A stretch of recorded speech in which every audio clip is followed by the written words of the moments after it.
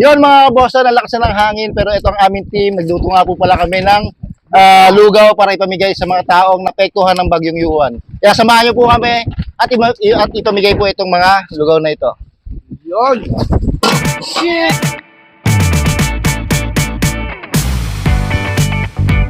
Yun mga boss, sobrang bigat po ng ating nilutong lugaw. At marami-rami po ito. Siguro isang barangay pang mabibigyan ito. Grabe, sobrang bigat.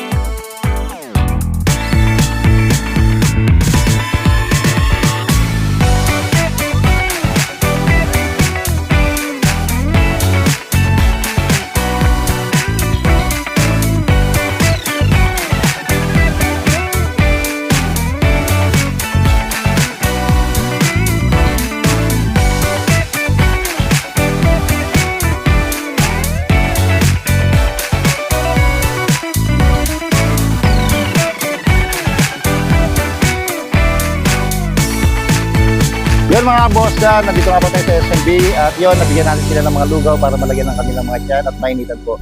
Dahil matumal po yung kanilang biyahe, ayan po.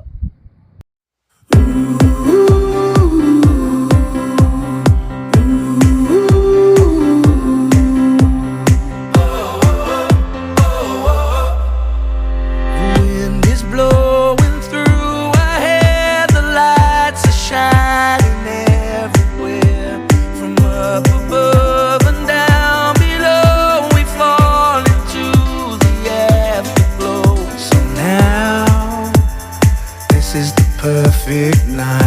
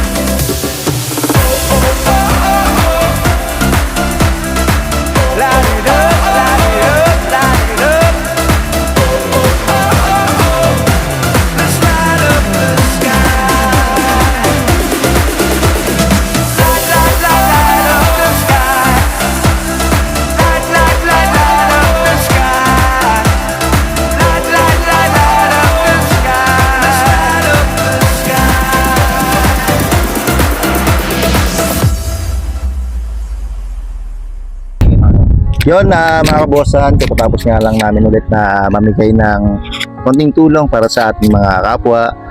Nandito kami para mag-usap-usap at tanungin kung ano yung naging ano sa kanila, kung masaya ba ang ginagawa namin. Kamusta pala yung ano natin, yung pakiramdam natin sa ginagawa natin, mga ganitong bagay. Anong masasabi nyo sa ginagawa natin?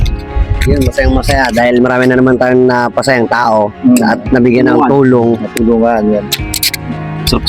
Ang sarap sa pakiramdam na nakakatulong ka sa mga taong nangangailangan. Bali wala ang pagod.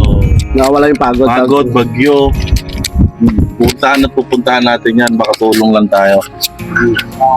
Hanggang sa pakiramdam pag nakakatulong ka sa kapwa. Yun. Yun mga boss na hindi kami titigil, hindi kami susuko, patuloy namin gagawin ito. Sa maliit na bagay man yung naibibigay namin, pero darating ang panahon na baka masigit pa po yung maibigay namin ganitong bagay. At alam ko po, magiging malaking tulong po ito sa ating mga kababayan po na nangangailangan po talaga ng tulong. Kami po yung team na papansin sa mga taong nasa sulok po. Kami po yung mag-aalis sa kanila sa sulok-sulukan at ihahatid po namin sa malinaw na kalagayan po. Yan mga kabosan, isingit ko lang ng konti dahil sa aking trabaho. May mga taong nagpapagawa po sa akin ng jersey, napakalaking tulong po yun. Kaya pinasasalamatan ko po yun. Malaki po ang utang na loob po sa mga taong yun dahil sa pagtitiwala po nila sa akin.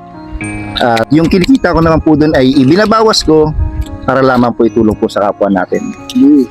May mga tao pong natutulungan ko na bibigyan ko po ng tulong at ayun, sinishare po yung mga ginagawa po namin, sinusuportahan po kami. Pero may mga karanasan din naman po ako na sobrang naman po yung mga taong nagpapagawa po sa akin na magaganda naman po yung trabaho.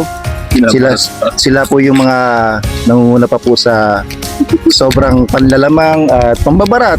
Madaling salita po, binabarat po ako. At bukod sa pagbabarat po ay hinihingi pa po ako ng libre. Higit po sa isa. Nahayaan ko na lang po dahil ayoko po yung kasi na may masabi sa akin. Pinagbibigyan ko na lang din po sila para ayun. Masakit po kasi sa damdamin pag may masasabi po sa atin yung kapwa natin. Tapos po kung sino pa po yung mga ganyan tao na gumagawa sa atin hindi man lang po tayo matulungan sa pag-share ng ating mga ginagawa. Kaya po kung sino pa po yung mga hindi ko kakilala at nabibigyan ko po ng tulong sila pa po yung nangunguna sa pagtulong po sa amin. Yan mga bossan, kahit i-follow, like nyo lang po kami, share nyo po yung mga video namin. Tatanawin po namin na malaking utang na loob po yan. May gusto pa kayong sabihin? Tsaka sa mga gustong tumulong, sa mga nais tumulong katulad ng mga bigas, mag-chat lang po kayo sa page ni Boss Dan na nais mag-sponsor. Kasi kahit maliit na bagay lang po, maliit na halaga Pagkasama-sama. makakarating po lahat ng mga tulong na naibigay nyo. Yun po, maraming salamat po. May gusto pa kayong sabihin mga team ko? So malakihin lang nila yung bahay natin. Yan mga bossan, tulungan niyo po may lumaking aming bahay. Dahil pag kumita po talaga ito, ay itutulong din po namin sa mga taong nangangailangan po.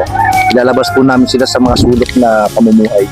Kaya angat po namin sila para lang po mapansin din ka. Yan po mga bossan, kita-kita po ulit tayo. Maraming salamat po sa inyo. At supportahan niyo po kami palagi. Thank you po.